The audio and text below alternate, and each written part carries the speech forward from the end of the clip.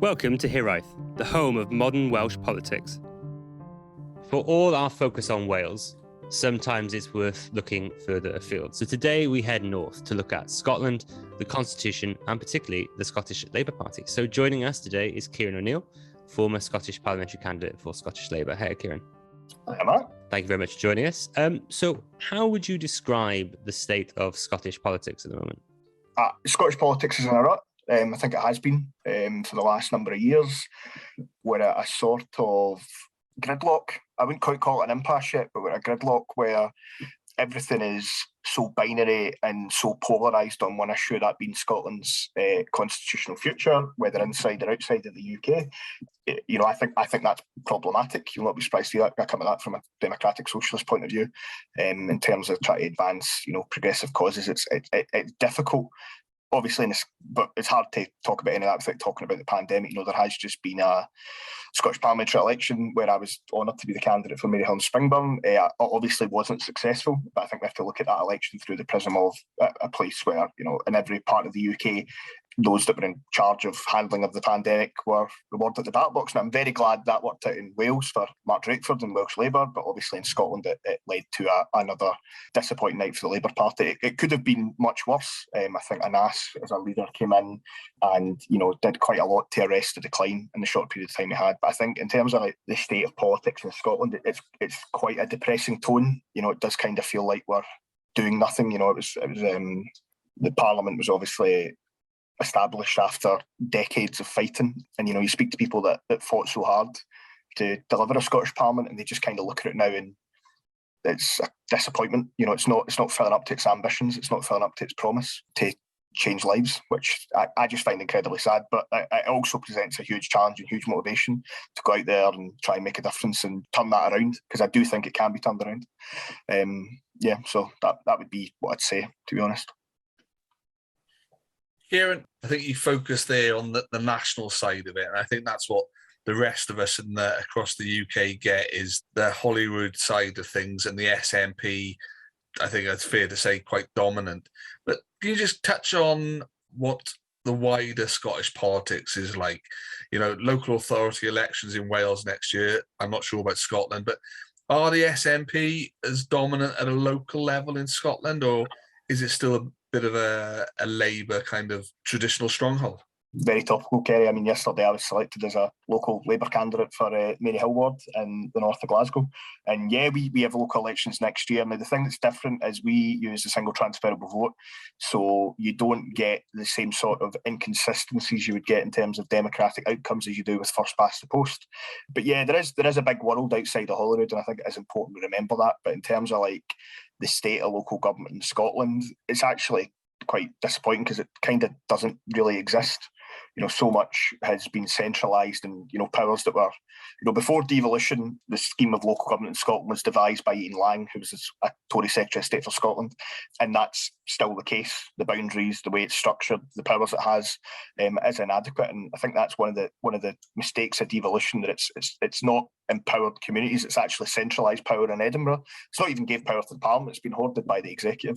But if you look at, I can only talk about one experience in Glasgow. The city's budget has been decimated. I don't use that term lightly. Has quite literally, the cuts to Glasgow have been so disproportionate and, frankly, cruel. And as a result of that, you see the situation where in parts of Glasgow during the pandemic, people were told their libraries were shut. And I think, as the leader of the SNP council said, they're not shut, they're just not opening again, which is just absolutely farcical. So I think the local government elections are really, really important, and it's about saying that local government matters, local decision making matters, empowering communities matters. And this process of austerity, of copying the Tory rulebook, of cutting and cutting and cutting, has just done quite a lot of harm to communities, and it can't go on. And I do think after the pandemic that message will be received well, but we just have to wait and see. And people that believe in the purpose of local government, of municipal socialism, as I'd call it, you actually deliver and make a change, have to go out and make that fight. But the honest answer is I don't know how that will go. So I don't think I realised that local government in Scotland was STV. Is that a long-term thing? How has that gone down? Is that now generally seen as a standard part of Scottish politics and a progressive way of electing people? I think I'm in a minority when I think STV is the most effective voting system. I think I would use it for all levels of representation. So it was brought in 2007. Scottish Labour did have policy in favour of proportional representation. Scottish Labour voted to make the Parliament PR, and then when we were in government with the Liberals, I think it was one of their conditions that we'd have to bring in a form of proportional representation. So there's no denying that was not politically advantageous for the Labour Party. We lost seats drastically as a result. But what it has ensured now, when it feels like the SNP are so hegemonic, that Labour voters can have Labour representation. So in Scotland, the way it works is they've recently changed it, so it can be anything from 2 to a 5-member ward, but 2 and 5-member wards only tend to be in very, very rural. So in Glasgow, it's all 3 and 4-member, and it's fascinating. There is still a lot of issues around this. Is the problem. Every time voters in Scotland go to the polls, they have a different voting system. They have AMS, they have first past the post, they have STV, and that presents a challenge to political parties. And to be honest, I think, civic society in terms of how do we manage that? Because unfortunately, one of the consequences is people get confused and they will put an X where they should put a 1, or they'll put a 1 where they should put an X. But that's that. But I think it's the right thing to do, and I'm a huge advocate for proportional representation. I actually think PR at a UK level is fundamentally crucial to the survival. Survival, the right word, to the UK working. Survival. Yeah, let's go with survival. PR is absolutely fundamental to that, and then obviously taking that forward. So yeah, it's the right thing to do, and we use that system as the one in place and the one we have to respond to. Let's go back a little bit to local government, Keiran. I mean, there's often a claim in Wales that people in the north of Wales feel as distant and remote to Cardiff as they do to Westminster, because there is perhaps an over-centralisation of powers within the Welsh Government, the executive of Wales. You mentioned that in your answer. Do people in Scotland sometimes feel as remote as they do from Holyrood, even if they are only just down the central belt in Glasgow, as they would do from Westminster? I'm less than 50 minutes on a train to Edinburgh. And if you speak to people, where I live in Postle Park, Holyrood feels just as far away as Westminster. And that's an issue. And that's before you even take in the geographic thing. If you think about somewhere like Shetland, which is the most northerly part of these islands, I think they're pursuing some sort of thing of more autonomy because they don't feel like Holyrood works for them. And I think that's a big problem. I want the Scottish Parliament to be a success. I want devolution to be a success. But the project is stalling and it's failing, and it's leading to this sentiment where was the old way better than before? And I don't think it was. I think fundamentally devolution's, I think Mark Draver said it's the UK's greatest strength. I agree with him. But yeah, there is a real disconnect, and the problem you'll have is the government will look through the constitutional prism and go, "This is a huge success," but there is a real sort of sense of this isn't working. It's not connecting, and that's a political problem. And I know it's one for all parties, but ultimately it lies with the government, which centralises with one hand and cuts with another. It's just a terrible way of doing business, in my view.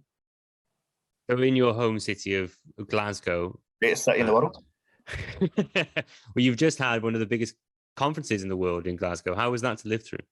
I mean, I didn't quite realise it was such a big deal until I was walking to the train station. I saw the leader of the Canadian NDP, Jagmeet Singh, and I'm like, oh, right, this is actually a thing. That's somebody I know from Twitter or Facebook. Well, COP, there was a number of things about COP that were frustrating from a Glaswegian point of view. There was obviously the disruption. It was the biggest conference the UK has ever held. For one thing that particularly irked me is that delegates and press got a card they could use in all forms of public transport, and that isn't something that ordinary punters in Glasgow can have. And the response was, oh, well, it's I'm like, well, if you can treat the leaders of the free world like that, you can treat ordinary Glaswegians like it. So we'll see what happens there. I also, I think it was always going to be hard for COP to work, but I am quite disappointed that, Glasgow, which is a remarkable city, is now going to sort of forever have its name associated with this pact, which may or may not work and may have such severe consequences in all our lives. So that is quite disheartening. But there was a lot going on. The marches were absolutely phenomenal. I think if that spirit could have got into the conference, that would have changed things, but it just didn't. And I think that's just because the scale of it. It was just so huge. But yeah, it was quite an interesting time in Glasgow, I have to say. It was frustrating at times, but also it's just wonderful. Welcome the world to Glasgow. So going back a little bit to this sort of constitutional narrative, all we hear in Wales is that the debate is always about the constitution in Scotland. But obviously, with such a powerful parliament like you do have in Holyrood, that can't be every single conversation. But to what extent does it feel like that No, I think it is, and it's really sad. I'll go to a Labour Party meeting in another part of the UK. People hear my accent and they'll ask me what I think about independence, and I'm like, and I have there's no denying I've been on a journey in the issue. I voted yes in 2014, but my whole thing for no longer supporting that is I just can't tell people that they have to wait for things to get better. We have to wait for independence to address child poverty. We have to wait for independence to use the powers of our parliament, which is the most powerful devolved parliament in the world. I think if Mark Drakeford could have the system that we have in Scotland, I think he'd probably bite your hand off for it. I know there's greater devolution in Wales, but it's just not good enough. And the attitude of the government, the Scottish government, so often the SNP is, we aren't here to mitigate the worst excesses of Tory aesthetics. A perfect example is, the repugnant rape clause and 2-child cap. They could offset it, and they say, well, we shouldn't have to do that. And they need a history lesson, because the Scottish Parliament was forged in opposition to the likes of Margaret Thatcher. It is exactly there to be a bulwark against that sort of right-wing ideology. The fact that we have a government, we have people in our parliament that aren't willing to throw everything they've got at tackling the challenges we have right now. If they thought this whole new state thing was a viable option, they would be doing everything they can to show they'll rest night and day and look how much more we could do with more. But it's this sort of almost managerial style of doing politics. We'll not alert anyone too much, and then if we keep biding our time, eventually enough people sign up to the programme is the Growth Commission, which is black and white, 30 years of austerity. People that are already hard done by will be harder done by, and like it or lump it. And I just don't think that's acceptable. I think there's something particularly cruel about it. But that's where we're at. So politics, Scotland is a great country. Glasgow's a great city, but it has so many challenges. Just have to look at things like our drug deaths. Scotland has the same drug laws as every other part of the UK, but why are our drug deaths so much higher? And there's so many other things that need dealt with, and it just feels like the government aren't focused on that. Child poverty where I live in Maryhill and Springburn is a third of kids are growing up in poverty. When you go to the south side where Nicola Sturgeon represents, it's nearly half. In fact, it's more than half sometimes, depending what measurement you use. And this is one of the richest countries in the world. There's absolutely no excuse for people to be living in that. We have to use every lever of the state we have to try and address that. And I'm sorry, it's just not being done, and I can't forgive that. It's very, very pertinent you mentioned that, Keiran, because that's been in the news in Wales a lot of late about child poverty, and of course it's a Labour administration here, and these things are difficult. But in Scotland, obviously Labour aren't the power in government. So when we're looking outside the kind of key constitutional arguments about independence, how difficult it is for the other parties that aren't in government to focus the narrative on something which is away from that independence debate. At the most recent election, Anas stood in a very clear platform around our national recovery plan, which these are the 5 things we have to do, the 5 different types of recovery we need to have as we come out of COVID. It was a great manifesto, so many good things in it, but that was combined with Nicola Sturgeon, who was vote SNP will have an independence referendum as soon as possible, and vote Douglas Ross and the Scottish Tories, who are an absolute bin fire. We'll do everything we can to stop an independence referendum. And basically what happened was it was more or less the same result as it was 5 years ago. There was some slight Labour lost 2 members, and I think the SNP gained 2 and the Tories stayed roughly the same. I think the Greens did slightly better as well. But like I said earlier, politics isn't a rut. But every single minute we spend talking about the constitutional issue, we spend talking about is there going to be another referendum? When should there be another referendum? It's time we're not focusing on the issues I spoke about, like child poverty, like the drug death scandal, like the situation we're seeing in Glasgow with our largest hospital, and people dying from infections, and what seems to be like a cover up going on, which isn't acceptable. And that's all in the midst of a global pandemic. So you do feel like hitting your head off a wall and screaming sometimes. You're going, how can you be so obsessed with this? But I suppose that's politics. But I think there are people out there who are totally... And one of the things that really struck me during the Scottish election, the constituency where I stood voted yes by the largest majority of any constituency in Glasgow. I think it was nearly 60%. But lifelong SNP voters, people that support independence, going, I want independence, but no like this, not right now. Now's not the time. There was also people that wanted it right now. So the fact is, everything's in flux. And anyone that tells you, Scotland wants independence is lying. I think the last couple of polls have showed a consistent trend in the opposite direction in terms of remaining part of the UK. but everything is such in flux, but it is still in that rut where, you know, we see things through this one prism, and, you know, it's holding the country back. It absolutely is. To what extent do you think that's as a consequence of the political benefit of unionism to conservatism and to the Conservative Party? Do you think that they're, for all their shouting that now is not the time and now is not the time for independence or a referendum, that because there's so much political benefit for the Conservatives in being like a hard unionist, muscular unionist line, that they almost perpetuate the narrative that all we're talking about is independence because they're fighting against it? Yeah, no, I mean, it's a self-fulfilling fallacy, I suppose, because, you know, the Scottish Tories have one policy, no indirect two. You know, this sort of tub-thumping, you know, hardline unionism. I mean, hardline British nationalism at times as well. You know, it's literally it's a self-perpetuating psychodrama, this issue, and that's, as far as the Scottish Tories go, it's that one issue and nothing else. And, you know, I think it's so bad for our politics because there is nothing else going on there. You know, we said at the election, Scotland needs a better government, also needs a better opposition, and, you know, we still need both. But yeah, they'll never not talk about anything else because, you know, that's all they've got for as long as this issue remains. You know, it's not going to. I don't think it will change because, you know, that's all they want to talk about because they have nothing else to offer. They're hardly going to go talk about advocating all the good things that Boris Johnson's government's doing, are they? I'm very interested in the Scottish Conservatives. Obviously, their leader, Douglas Ross, is both an MSP and an MP. And a referee. How does he manage those commitments? And does he ever end up taking contrasting opinions in Westminster than he does in Holyrood? I mean, I don't know what's inside Douglas's mind, frankly. It would terrify me if I was in there. But I think the fact that he continues to have a dual mandate, especially at a time we're talking about politicians have second jobs, is very strange. But, I mean, the guy's been in every party under the sun. He was in the Liberals for a while and then he joined the Tories. And I think, you know, he said if he became Prime Minister, the one thing he'd want to do in day one is take tougher actions against Gypsy and Roma Traveller people. I mean, you've really got to wonder why the Tories looked at this guy and went, he'll do, you know, once their Ruth Davidson toddled off to the House of Lords. Yeah, so that's quite.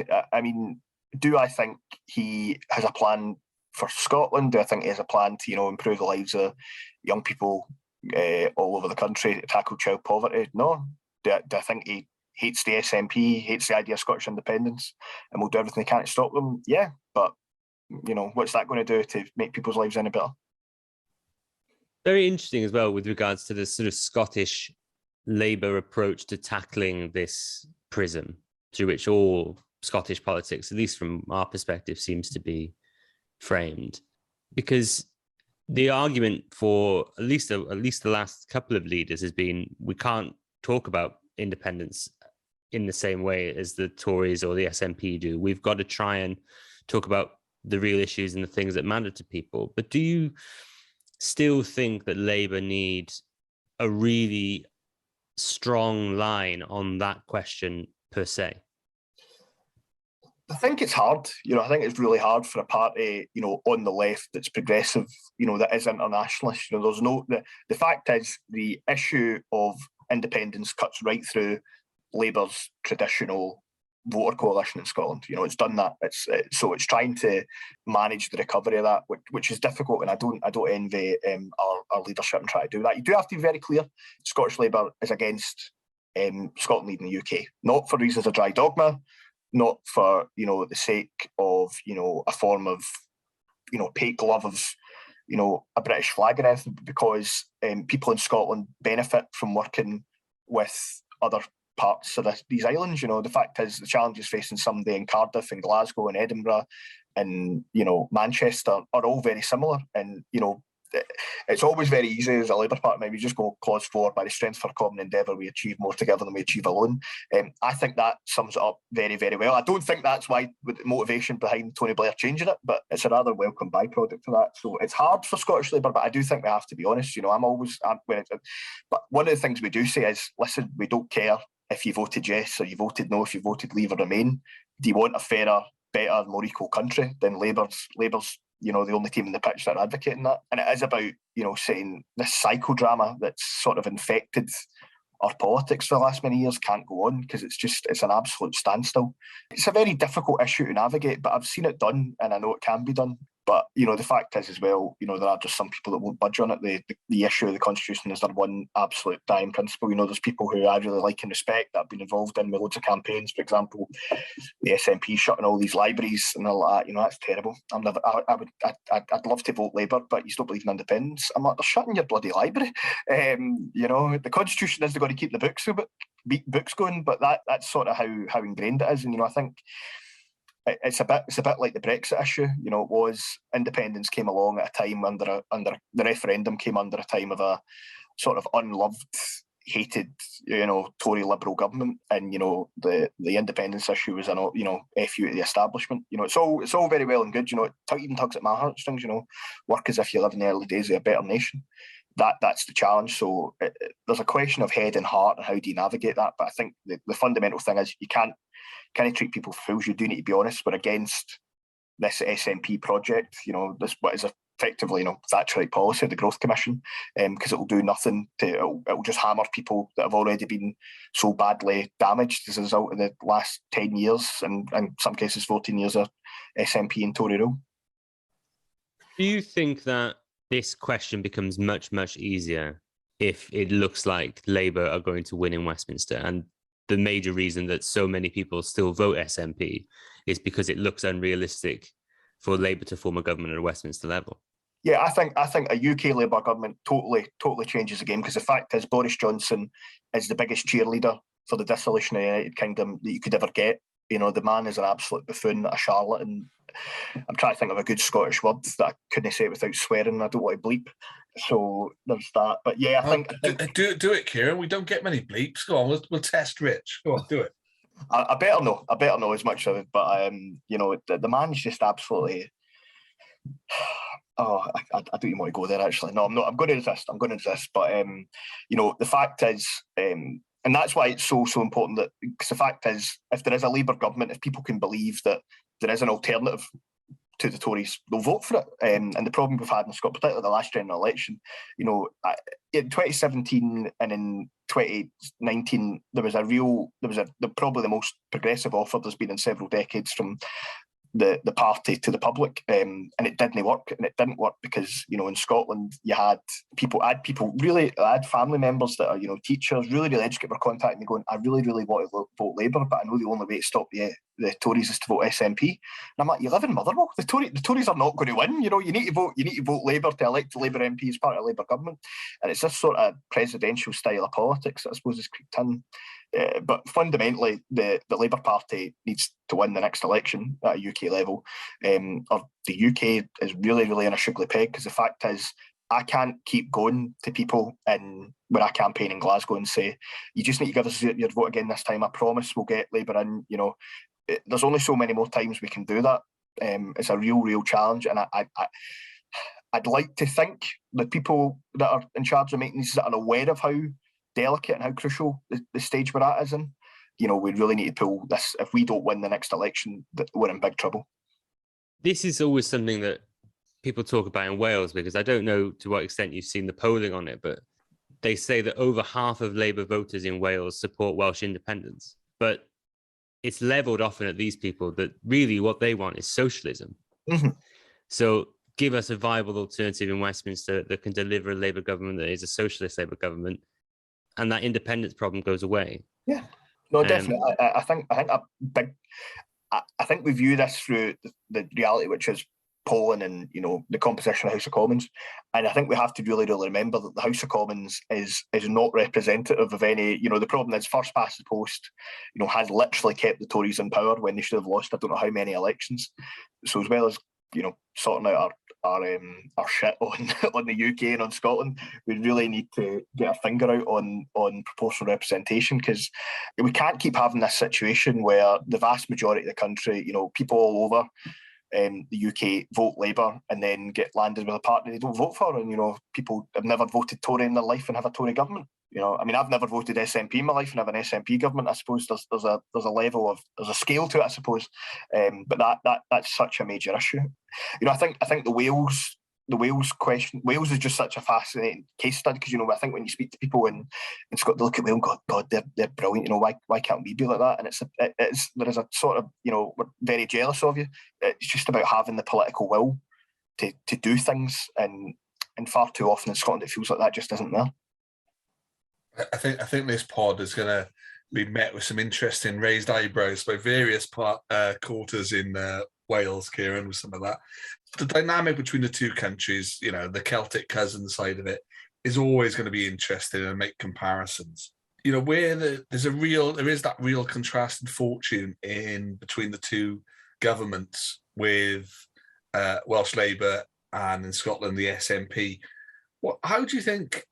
You know, what do you think has created those contrasting fortunes between the two nations? Like, I'd love to go into the history and everything, the difference between the nations, but is there something fundamental which we should know about or be aware of that has caused the changes in Scotland that hasn't happened in Wales, or vice versa? I mean, I can't talk about Wales. I'm not Welsh. I've never lived there. As much as sometimes I'd like to. But in Scotland, I mean, I think what happened in Scotland was there was basically in the 2000s. I mean, it's interesting because it's like you look at actually what happened in 2007. The SNP became the largest party for the first time ever by one seat. And the next election had the majority. You know, and you know, it's quite funny because between 2007 and 2011, obviously they're in an arrangement with the Greens now, but they were basically in an arrangement with the Tories between then to get their budgets passed. Something they don't like to talk about. But I think in terms of like the political shift, I do think, particularly the outcome of the UK 2010 general election, you know, there was not a single seat that changed hands in 2010. The country returned 41 Labour MPs, but got a Tory Lib Dem government that no really anyone voted for outside of Dumfries. So I think, again, the broken sort of systems of the UK are, you know, really, really unwinding, particularly in this decade. And, you know, I've said this several times, you know, the fact is the British state, from a political sense, is absolutely rotten and broken. And if it isn't smashed from the centre, obviously voluntarily by hopefully a progressive Labour government, you know, it ain't going to exist anymore. It's fundamentally that clear, you know. And Open Labour, the organisation I'm just stepping down as the chair of, you know, they produced a really interesting book with ERS and Politics for the Many New Foundations, and there's some really, really exciting ideas in that. I wish that the leadership of the party would find it more exciting, but hopefully one day they will.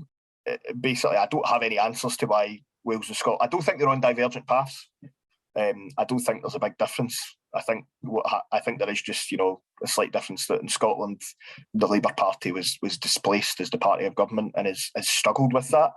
Not to be unkind to any comrades that were in the Parliament at that point, but I do think there was an issue after the 2011 election where we almost blamed the voters for voting us out. Like, how could they do this?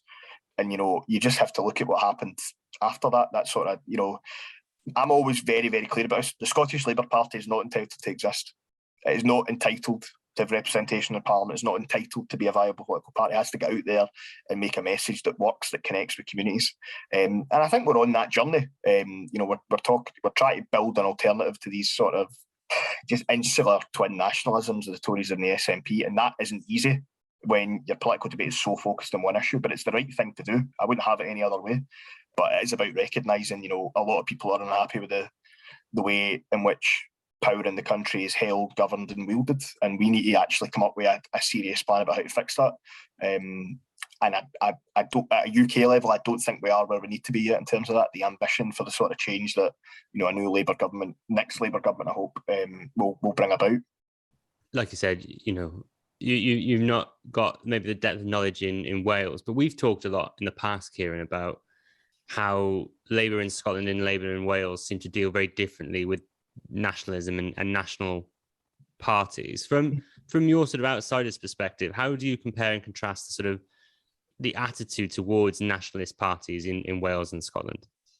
I mean, I come at this from obviously a slightly different point of view to other comrades, but, you know, I think Welsh Labour has succeeded by, you know, being the party of Wales. And I think that's absolutely Scottish Labour is the party of Scotland, but we maybe don't feel like we're sometimes a bit afraid to assert that sense of people like Donald Dewar, Robin Cook, John Smith. They were very proud and assertive of what Scotland was, what Scotland is, what Scotland should be. And I think when we established the Parliament, we were maybe a bit reluctant to do that. I don't know why. But I think that definitely is something. But you look at like Rhodri Morgan and the sort of clear red water between Cardiff Bay and Westminster. I think that the Scottish Labour government did do that. About abolition of student tuition fees. Free personal care. There was that, but fundamentally, I think nationalism is a bad political ideology. It's not good. I can't think of an example that springs to mind where it's been a positive force for change. But a sort of progressive, internationalist, patriotic, if you want to call it that, democratic socialist route to it is, I think, the right way forward. And I think that is what Welsh Labour espouses as well, as very proudly rooted in those Welsh traditions, whether it's the language or the culture. And Scotland has all that as well, but it doesn't feel like we talk about that as much. And to be fair, I don't feel like the SNP do either. It's slightly different, but I do think it is just about Scottish Labour's the party of Scotland. It's not the nationalists and it's not the unionists. It's the socialists. So one of the things I can take from those last couple of questions, Keiran, is another area of divergence between Scotland and, to be fair, Wales and England, is the Brexit vote. What was? Can you give us a quick take on that from north of the border? Because I think that is something which unified the political parties in Scotland, which you have taken a very different course to south of the border. Yeah, no, absolutely. God, I think about the EU referendum, I just get really depressed and sad. I worked on that campaign in Glasgow, and turnout was so dismally low, because we just thought it was in the bag. I'm assuming that was the case in other parts of the UK. It did. Brexit basically took how devolution works and put it in a shredder. It sort of shook the foundations of how politics and government in these islands work, because there is an issue when Scotland as a nation votes to remain, and that doesn't happen. I think there are other issues as well. This idea the SNP were the champions of Europe. They spent more money in a bloody by-election in Glenrothes than they did in the European election campaign, and I can only speak from my experience, but I didn't see a single SNP activist. But after it was all we've been robbed. I was born as a citizen of the European Union, and that was taken off me, and I still really, really regret that. I hope one day that will be addressed. That's not saying the EU is perfect. I could go on all day moaning about all the things that are wrong with the EU, just like I go on all day moaning about all the things that are wrong with the UK. But remain and reform, it's that simple. And I certainly advocate for that after the referendum. We didn't win that argument. That's democracy, that's politics. But this the SNP sort of tried to weaponise it, and it failed in 2017. There were people that had voted Remain didn't do that in the condition that Nicola Sturgeon could demand a second referendum. They did it because they wanted to remain in the European Union. There is then no denying, as the issue went on, the strength of feeling on it got stronger. But the fact is, Brexit's happened now. We can't be stuck in the arguments to the past. We've left the European Union. As much as I regret that, as much as I think it's the wrong decision, that's the political reality. What we need to do is build a better way of dealing with those issues. I think the way that sort of intergovernmental relations in the UK work is dysfunctional to the point of madness. The sort of sometimes contempt that's shown towards the Parliament in Cardiff and Holyrood is unacceptable. And of course there's the other thing about Europe as well, and this is the thing that the European, sorry, just to come in on that, it's just the absolute disdain for the political situation in Ireland and in Northern Ireland. And you hear Tory MPs for home county constituencies saying, we're not going to let the EU lecture to us, and the Good Friday is trashed. And they seem to have absolutely no understanding that the Good Friday Agreement is a peace treaty. And it's the one thing that stops death and violence and destruction and misery that, it spread all over these islands for however many years. And just the absolute contempt for that. The Conservative and Unionist Party, I think it was John Smith that said that there's two legs on the way. The nationalists do an okay job, but the bigger and better ones are the Tories. It's just absolutely disgusting. Their contempt for that precious, precious peace in Ireland is I cannot forgive nor understand it. like I say, Europe is an issue close to my heart. I regret what's happened, but that's politics, and I hope one day that will be addressed. But we're not anywhere near that point yet. And the last thing I'll say on it, Kerry, is it really, really annoys me because the SNP, independent Scotland be a member of the European Union. It won't. Like that. That's just a fact. That the European Commission have said that. I mean, there is a route. There is a route to an independent Scotland joining the European Union. But the terms and conditions of that membership would be nothing compared to what it was before. The economic tests that would have to be met would mean more austerity, more pain, more misery. And it's always the question. I think a lot of people are a bit like independence or member of the EU. It's not a yes or no. It's what cost and how long. Who's paying the price for this? Because by and large, it's not the people it should be. It's ordinary people in communities that have already felt the brunt of austerity. Their lives won't change. This whole idea, this sort of thing, we can sell a cheap trick that all things will be great. It's just absolutely contemptible. No, I think you have a lot of people on the pod agreeing with you when this goes out.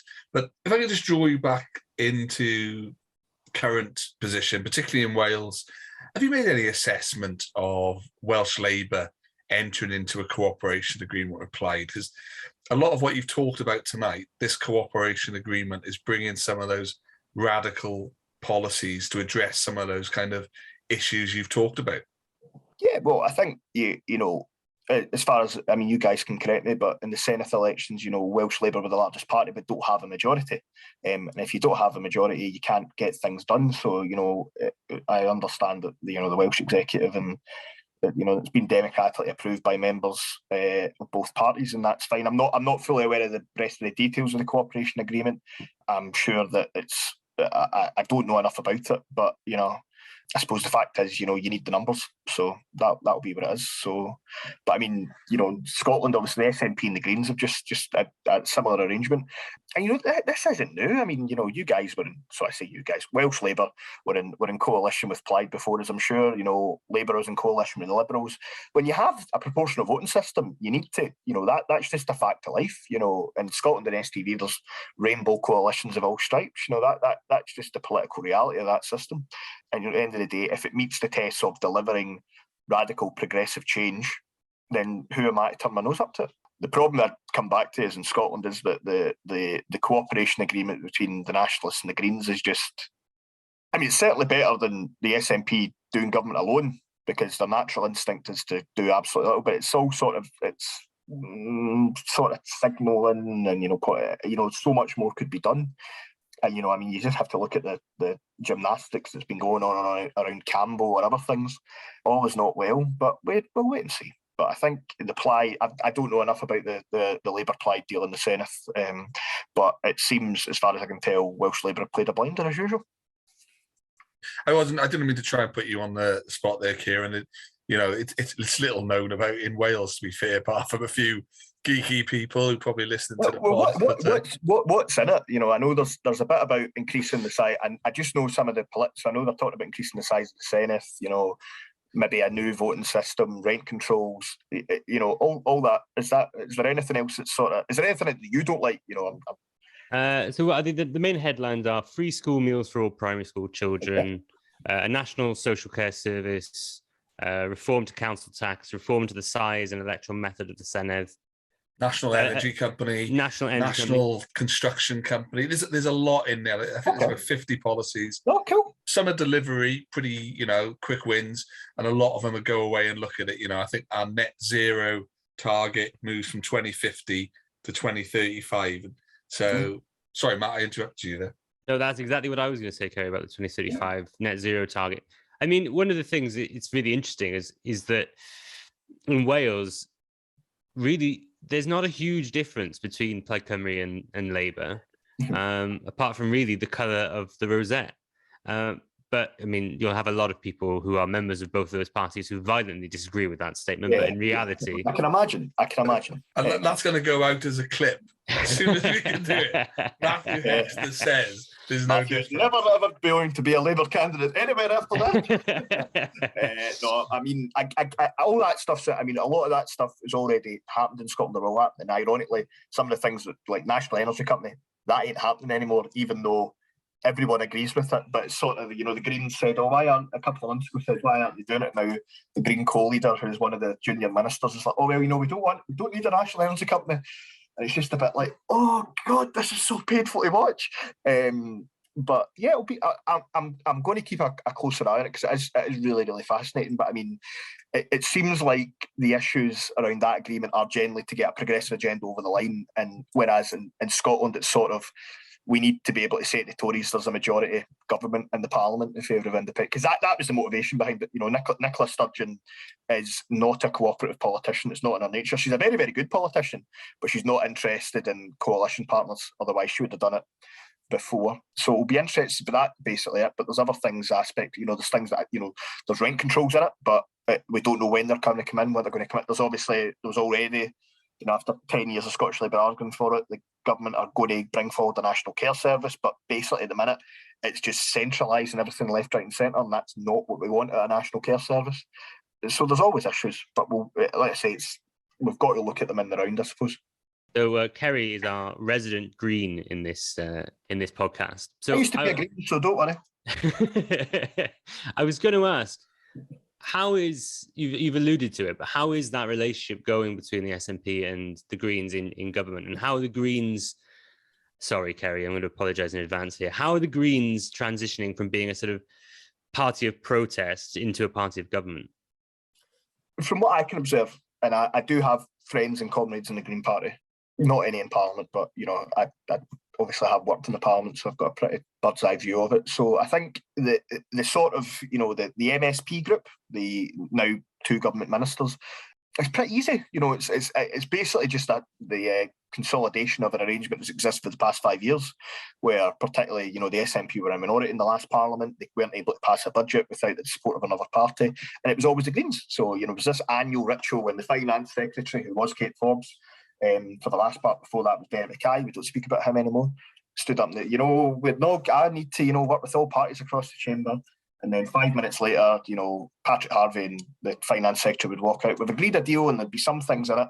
There wouldn't be a penny more for local government often, and that sort of pantomime politics.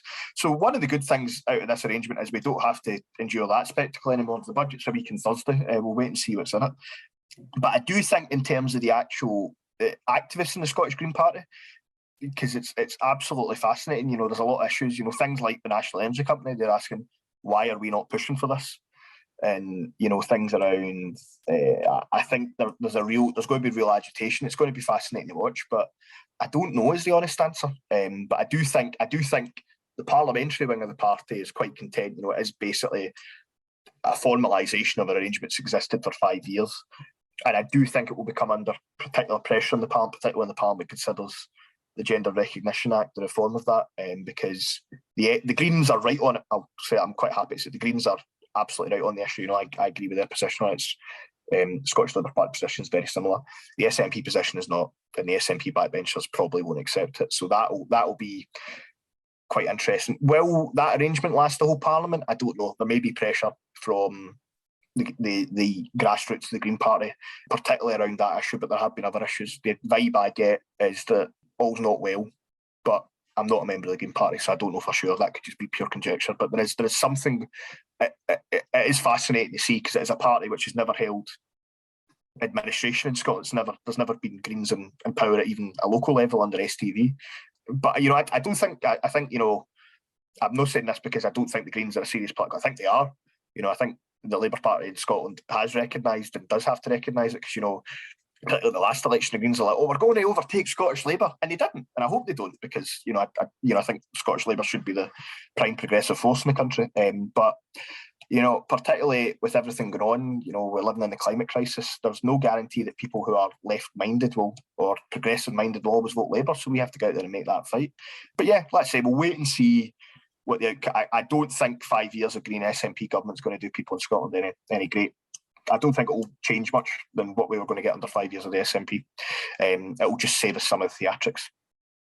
Keiran, thank you so much for coming on. I've got one last question for you. I mean, Scotland, to a lot of us, has appeared to be a country for the last 7 or 8 years that has been characterised by the division caused by referendums. The 2014 independence referendum, the 2016 Brexit referendum, the looming contemplation of a second independence referendum. How does Scotland transition from being a country with very hard-line opinions and firmly set views on big constitutional topics such as Brexit or the independence of the country? How does it get past that, and how does it start to unify? There's two things that could happen. There could be a collective realisation that, this isn't working, and we can all be adults and grown up and go, we disagree on this issue. It's fundamental, but it's not the most important issue. And, there could be a better way of doing politics. There could be an alternative. And, I do think that's the way it is, because, and then the alternative issue is, we have another referendum and settle it, but there isn't going to be another referendum because Nicola Sturgeon isn't going to call one because she knows she won't win, and Boris Johnson isn't going to grant one. So if that gridlock remains, we all lose out. But I think it's the moral duty of the Scottish Labour Party to make the case that there is an alternative, there is a better way. There's a better way of doing politics, there's a better way of running the country, and people shouldn't have to settle for this thing where, it's Boris Johnson's Britain or Nicola Sturgeon's Scotland. I absolutely resent that framing. And, there's so much, I know I've came on here and been a Southern Scot and go, everything's terrible. I mean, it's a great country, where it's great. There's great people. There were once great politicians that, Donald Dewar was a perfect example, first ever First Minister of Scotland. I mean, it just wasn't an issue. So why is it now? And it is because, we're stuck in a rut. So it's about saying, let's change that. Let's have an alternative. Let's talk about what actually matters. Are we at that point yet? No. Do I hope we get to it as soon as possible? Yes. How do we do that? Dealer's choice. The Parliament, and, it's hard. I know I shouldn't, but the fact is the Parliament's absolutely central focus of how politics works. And, the Parliament has to live up. It's not a means to an end. It's a means to greater ends.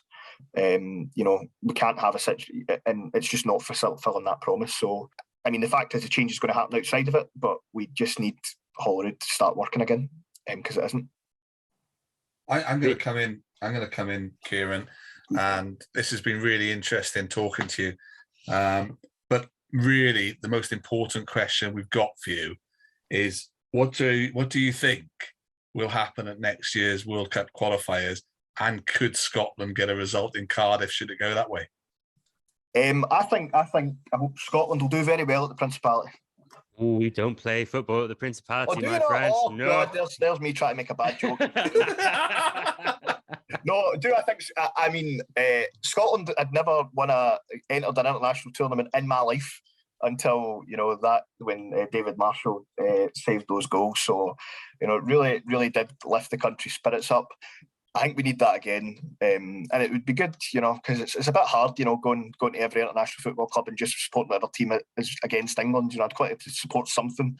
I'll get into trouble for saying that, but it's a 90-minute rivalry and all that. I'm sure it's the same with you guys, but no, fingers crossed that Scotland team do well. They just need to match up to the women's team. Scotland's women's team are bloody brilliant. The men just need to take a few notes for them. Keiran, absolute pleasure to have you on. If people want to hear more from you, where can they find you on Twitter? Twitter at Keiran O'Neill, and then my campaign page, which is at Labour Keiran on Facebook, I think. But I know, thanks so much for having me on, guys. It's great to finally be on. I'm not going. Is it Hireth? How do you say it again? Hireth, right? Well, yeah. It's great. It's great to finally be on, and thanks so much, guys. And when it comes, have a great St Andrew's Day. Well, I was just about to say, have a wonderful St Andrew's Day, Keiran. And for all our listeners, we wish you the same. If you've enjoyed what you've heard this evening, please don't forget to find us on Medium at Hiraeth Blog Cymru, on Facebook at Hiraeth Blog Cymru, and on Twitter at Hiraeth Blog. Thank you for listening to Hiraeth. If you like what you heard, please don't forget to subscribe, rate, and review.